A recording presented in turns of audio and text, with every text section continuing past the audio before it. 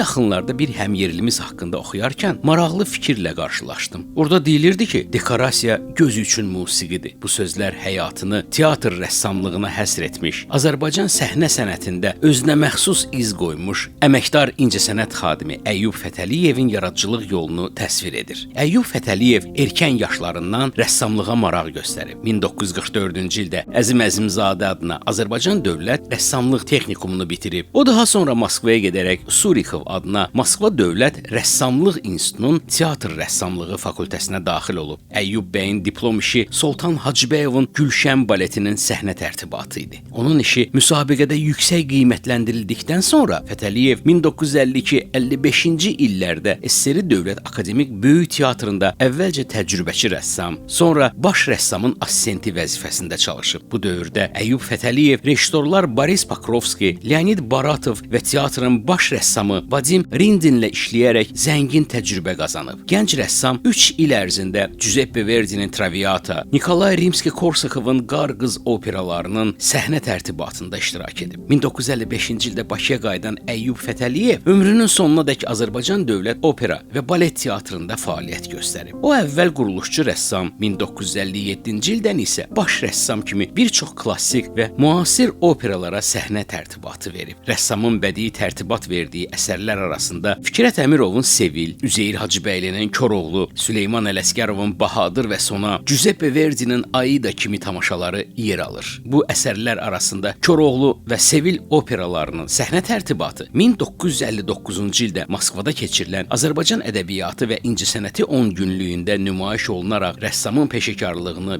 bir daha təsdiq edib. Əməkdar incəsənət xadiminin yaradıcılığı mütəxəssislər tərəfindən yüksək qiymətləndirilib. SSR xalq artisti Bülbül Azad tamaşasının bədii tərtibatı haqqında danışarkən teatr səhnəsinin belə dərinliyini görməmişəm sözlərini işlədib.